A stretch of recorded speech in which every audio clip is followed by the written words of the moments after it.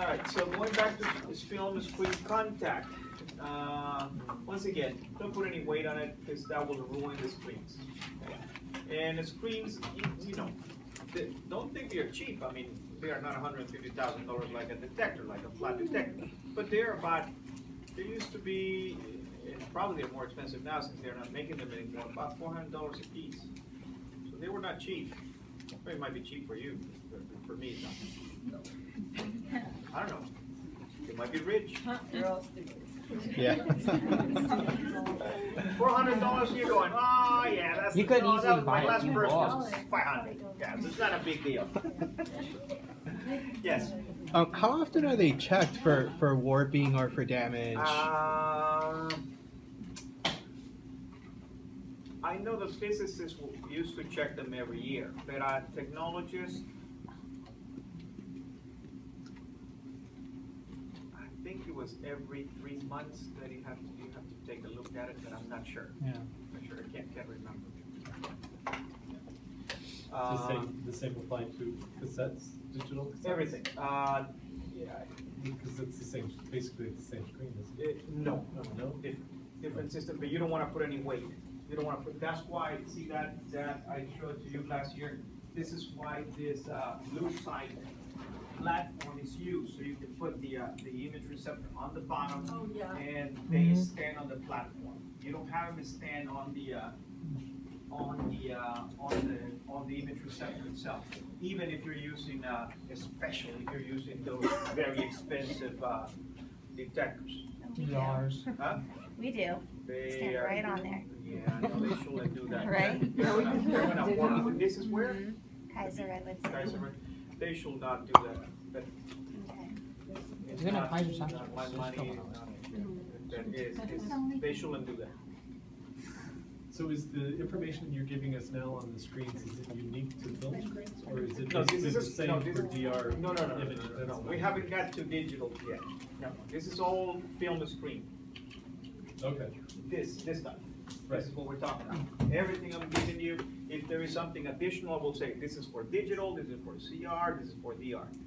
But so everything we have talked about is this. okay. For example, on the previous slide, I think I said computerized system can show you 2 lines per millimeter. That I made a point of separating that from this.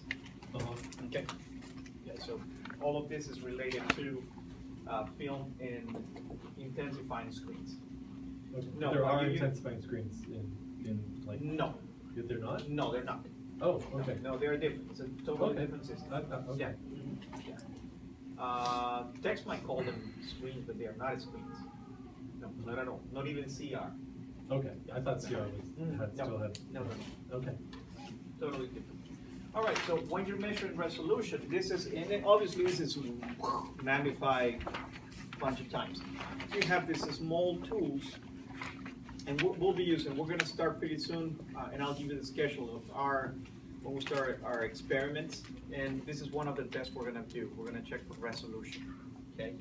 And you can see here, where do you see better resolution, here or here? Let me turn off the lights. And remember, is how many lines you can see. Yeah. Let's turn off the lights, okay? And don't just look at how fussy they look. I mean, try to get here into this area and see where you can see more lines. On the right.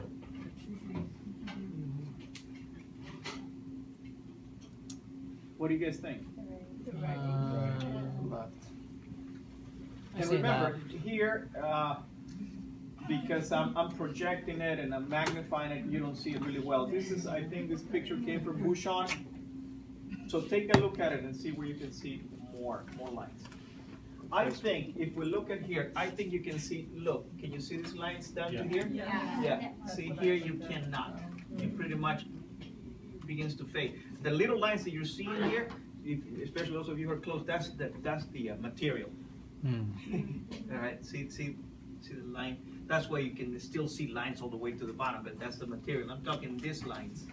Oh, those lines are The black so lines. it's the right one. Yeah, so you can see more here than here. All right? Okay.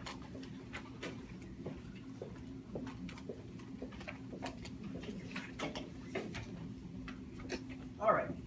image noise. All right, and I briefly gave you an introduction before when I started the subject today. But image noise is a term used to describe the deterioration of the radiographic image.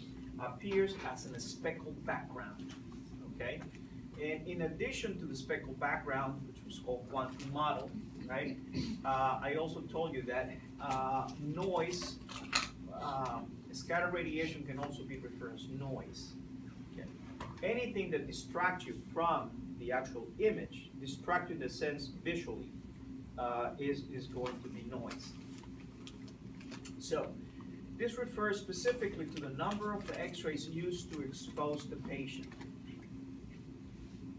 Okay, so this has direct implications with the intensity of the beam. How many X-rays do you use? I'm not saying how powerful, I'm saying how many X-rays did you do? So you should be thinking mass, right? Is that what is coming to your head? Mhm. Mass, okay?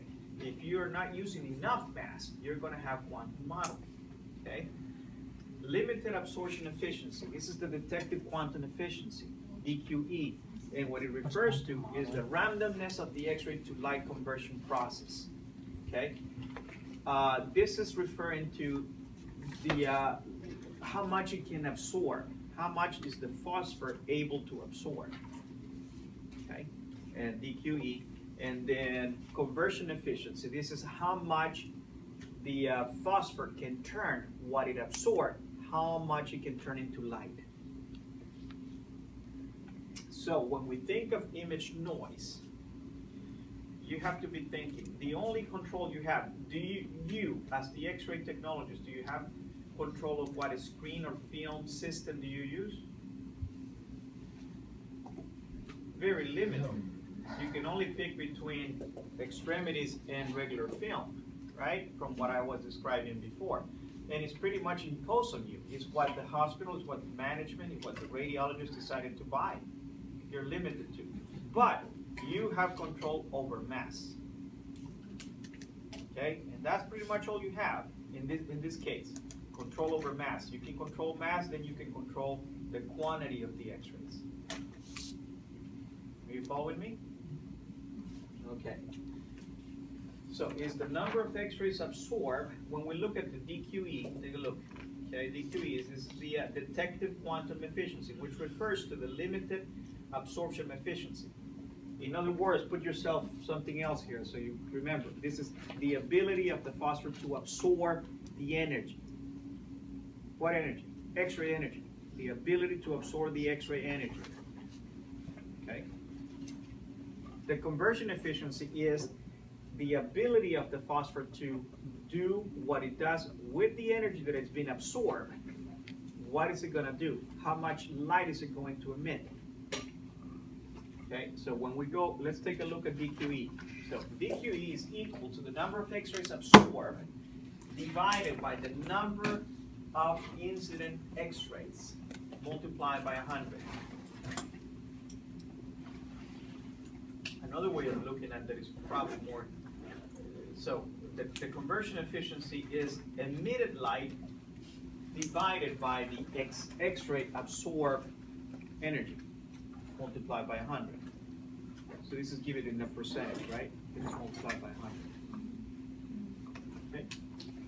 Is this something that you as an X-ray tech are going to do? No, but you need to know it. You need to have a sense of it. The physicists used to do that. You don't do that. Yeah, yeah. I'm sorry, I was just gonna ask, can you show us an example, like of each one of these? I don't have an example with me.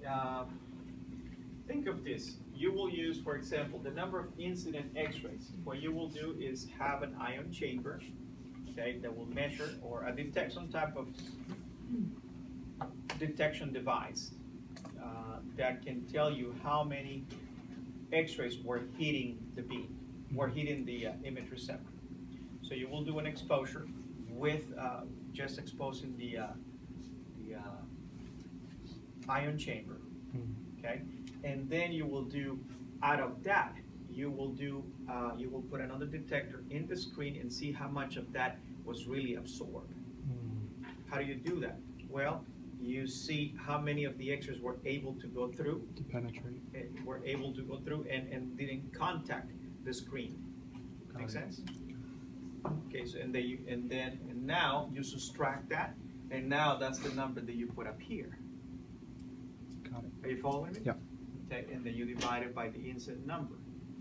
Okay, that gives you a value multiplied by 100. Okay. Here, in this case, is you measure light that is being emitted. You know that per photon, you're gonna get such and such a many number of light photons. Mhm. For every X-ray photon, you get 1,000, for example. That's an approximate number. 1,000 light photons. Okay? So then you say, well, what were the number of X-rays absorbed, the number of X-rays that came in contact with, and that gives you should know how many light photons you get emitted. Okay. Divided and then multiplied by 100. Okay? Once again, this is something that you're not gonna do. Don't worry about it. Just make sure that you understand how you get these numbers. I am not gonna ask you, and they are not gonna ask when you take an actual, this is beyond an X-ray tech. So for our exam, this is not something we're gonna have to figure out. Well, this like, is something that you need to know, Know the concept of. know the But it concept. could be. Exactly. Know the concept. Okay, Okay. Will I have you do something with Some this math or something? Probably not. okay. Probably. If I do, I will give you just simple numbers. I mean, you should be able to plug in the numbers, right? Yeah. If I said, If you give Alright. us the number absorbed and the yeah, incident if I give you, X-rays, this is the number figure it of absorbed, I'm not gonna have you do any calculations like this, or how many light were emitted. out. Okay. good. But I can give you numbers, Mhm. and you can plug them. I hope. Yeah. All right, let me show you something else. I'll come back to this, okay? And we're gonna finish up with the next slide. I'll come back to this on Monday, because this, I need about 10, 15 minutes to explain it step by step. If I start today, I will have to repeat it on Monday, so I'll come back. Let me show you this image here. This is what quantum model looks like, okay? See, quantum model, yeah, you still have an image, see that? You still have the image, but see all these spotted, all these spots all around? So quantum model is like the grainy image. Okay? All right, so all this grainy appearance is quantum model. How will you fix it? More mass. More mass, exactly, you need more mass. You see an image like that, you know that you're lacking X-rays, you're lacking photons. Can it be fixed with KVP? It could be, right? Yes or no? But what happens when you change KVP? The penetration power would, the X-rays would change. Also, what happens to the image?